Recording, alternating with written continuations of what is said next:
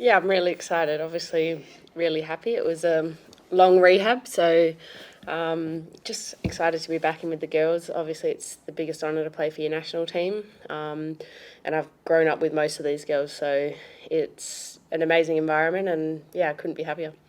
I feel like every ACL injury to a player is very different.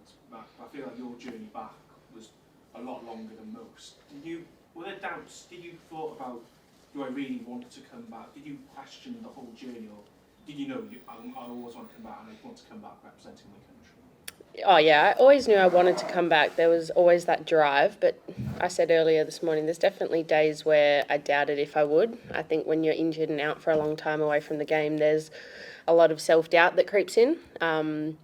But I had a lot of moments where I had setbacks, but there was a lot of good times too where I had 6-7 weeks of good training and I was like, oh, I've got the buzz back, and then I'd unfortunately have a setback. So I was very unfortunate with my setbacks, but also along the way there was a lot of times that gave me that buzz, gave me that feeling that made me realise why I love what I do.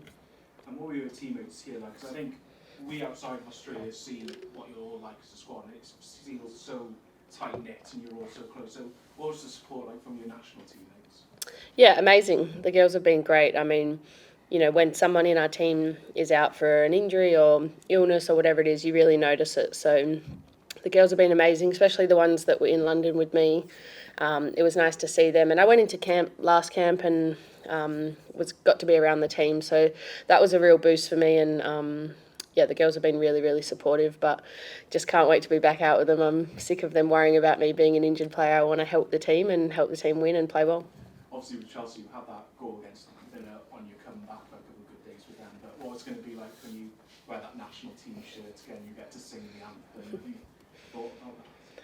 Yeah, I haven't really let my mind wander there too much. I've just been focusing on training, trying to learn as much as I can this week, and I'll probably sit there in bed tonight and have a think about it. But I'm excited. I mean, it's been a long time, and I guess when you play in the national team for a long time, you never take it for granted, but there is moments in your career where you think it's the norm, and when the game gets taken away from you, you kind of realise how special it is to represent your national team. So I'll definitely be thinking about it tonight, but also just trying to keep the nerves calm and enjoy myself for tomorrow. It's a nice occasion for me to come back.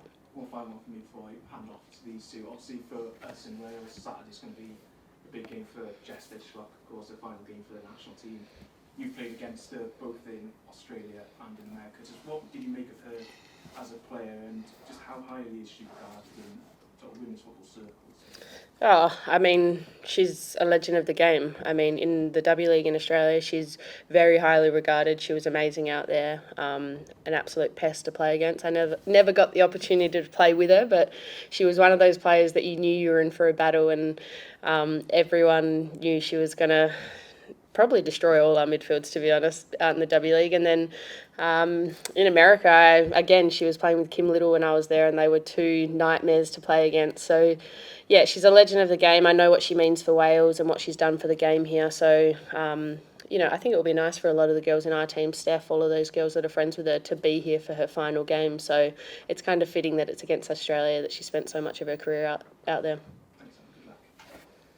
Obviously, Sam, you have a lot of experience playing in Europe, but what experience does it give the Australian players playing against a developing side like Wales, both technically and also in terms of developing the game globally?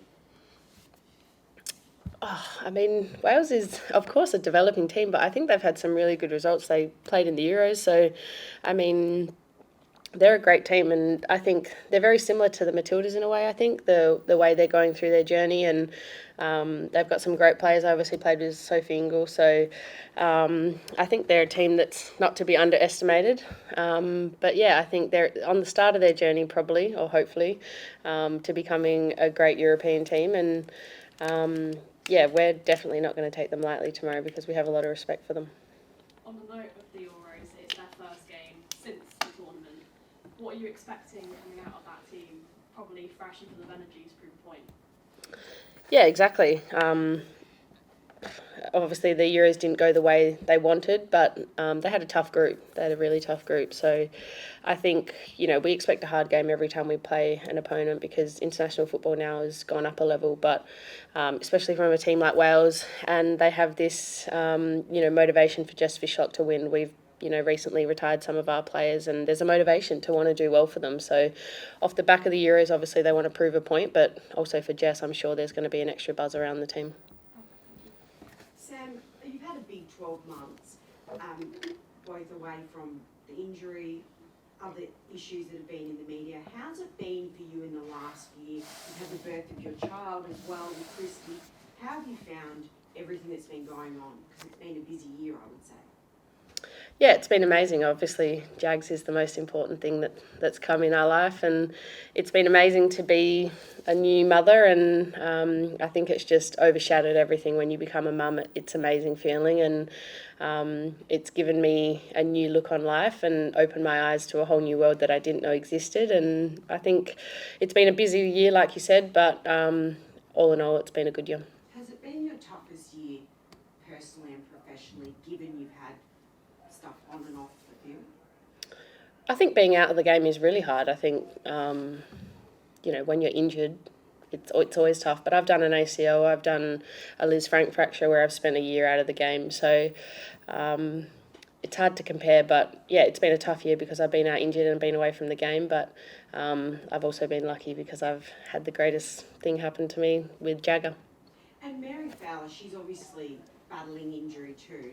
Have you been able to give her some advice or mentorship? Because obviously she would, I imagine, going through a tough time too. Every ACL journey is so different, and Mary's, for how young she is, she's such a pro. She has great support around her with City, so I've just kind of given her a space, and to be honest, I don't want to give anyone any advice after my ACL rehab. It didn't go to plan, so Mary's a pro. She looks amazing. She's flying on the side of the pitch, so I've just tried to give her friendship support more than anything rather than any rehab advice because she looks like she's flying. And you talked about earlier this morning with the Australian press that you're interested or really got that desire to be captain again. What sort of attributes do you need to be the best captain, and why are you the best choice to be captain?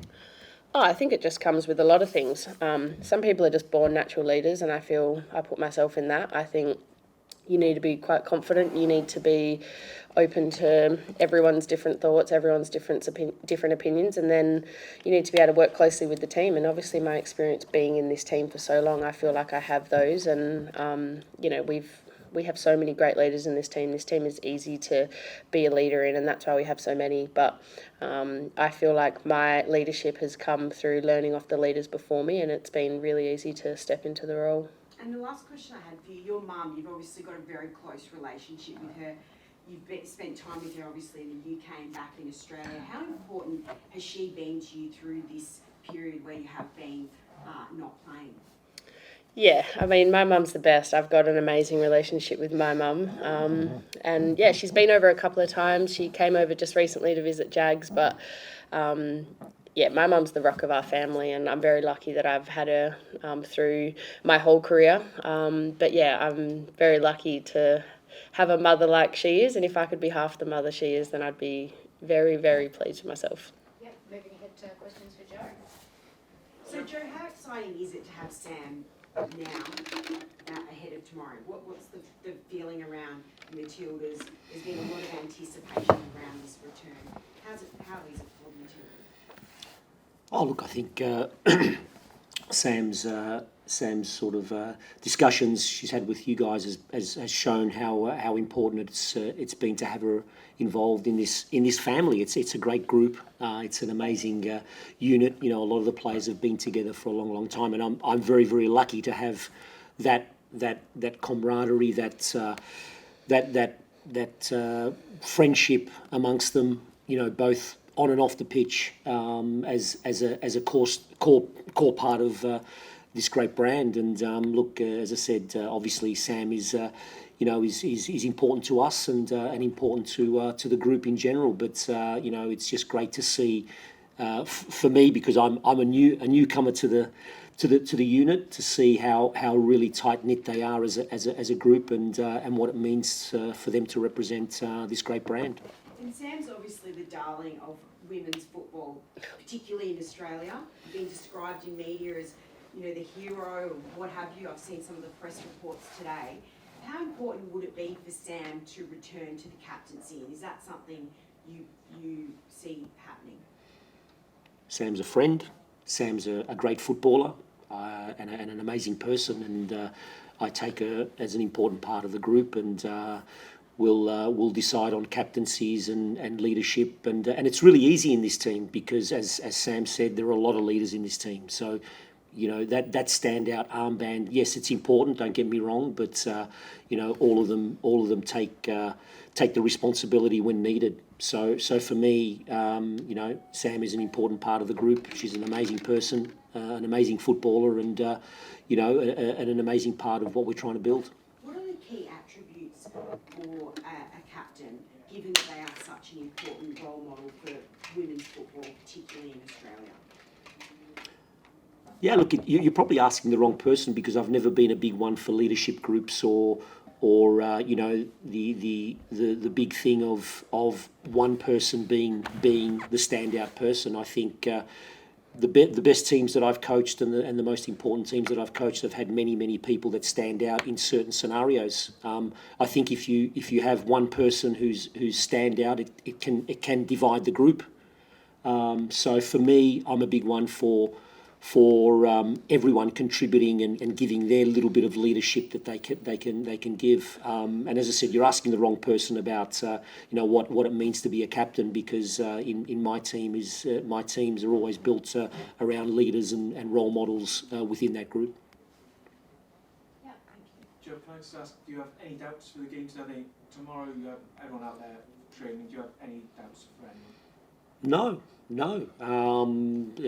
It's been a great week. It's been just fantastic to have everyone together and start to instill some ideas. I mean, our next process over the next 4 or 5 months is the Asian Cup. So we need to add the little layers to start the process going into what is an important tournament for us. And it was really important that we played against 2 good teams to see where we're at, to see where we really need to work and build. And you know, Wales is a very good team. We respect them. And then we've obviously got the Lionesses on Tuesday night. So it was really important that we start from a high level of understanding where we're at. So Mary Fowler back on the pitch this week. How far off do you think she is? I know you don't get to see her at every club level, but from what you've been able to gauge this past week, how far off do you feel like she is?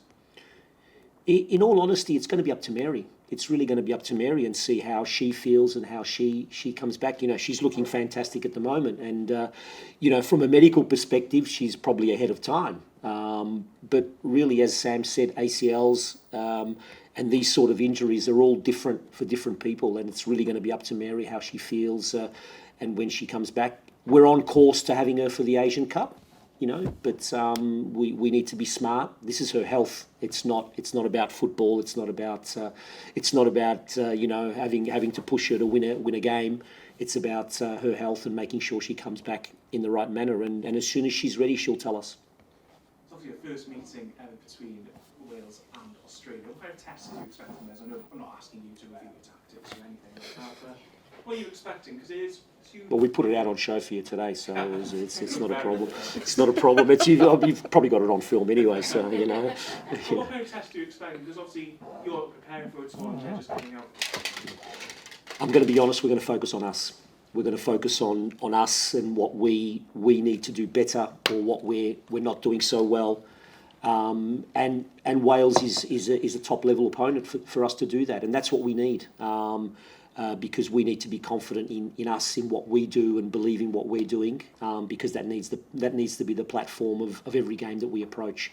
And we'll tinker with tactics and bits and pieces for each team. But if I were to be honest, I'm really just looking at us and where we're at. One final one for me. You heard from Sam about what Jess Fishlock was like as an opponent. I'm glad you asked the question. You have a chance to manage her. Just what was she like to manage, and just how pleased were you to have that time with someone like her who we idolise? Oh, you're using all the words. You know, she's an idol. She's an amazing footballer, an intelligent person. But you know, I've had the pleasure of knowing Jess as a person, and helping a journey, helping me through a journey at Melbourne City when we were building a team from scratch. You know, and just her intelligence and her ability to understand people, more importantly, and the game. And look, I don't need to sit here and give you all the what nouns, all these explanations and whatever. Whatever you call that. There's a word for it. There's an English word for it. Adjectives. Yeah, that's the one. About Jess Fishlock, because every accolade that she gets tomorrow, she deserves it, and many more. I hope that her international career may be over, but she still contributes to the game, because I think there are very few big role models in world football for the women's game that have done so much and have advocated for the game to be special. And I think Jess is one of these people, and hopefully she stays in the game, long for a long time. Thank you. With the Asia Cup coming up, how do you strike a balance between using these games to rotate players and kind of working out your best 11? Yeah, look, in all honesty, the rotation is done more on the fact that they're coming from big club loads, coming into a very, very quick turnaround, and then going back into big club loads. So we've got a 2-day turnaround at the Lionesses. So yeah, I have to rotate the team because it's silly to put players at risk.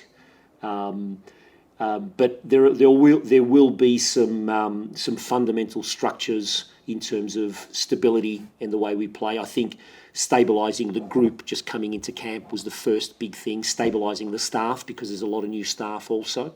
So it was really, really important that we get those processes in place leading into the Asian Cup, and we've only got one camp before that and a small window before that. So for us, it was really to just stabilise the processes around us, get the ideas of football there, and then go forward. But player rotation has to happen because of basically we're sandwiched in between massive club loads for these players. And then coming into the squad, obviously this is only your second camp, but you've worked a lot with a lot of these players before at club level. How has that helped aid the transition into managing them now at national level? Yeah, the players are not the problem. It's me. I'm coming from club to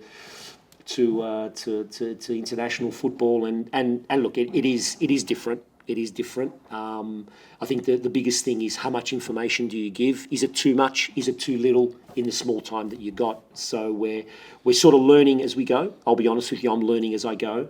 And the best gauge are the players. They're the ones that say too much, too little. But the biggest thing for us was just to create stability and direction. That was the biggest thing for us at the moment, and we know what we need to achieve.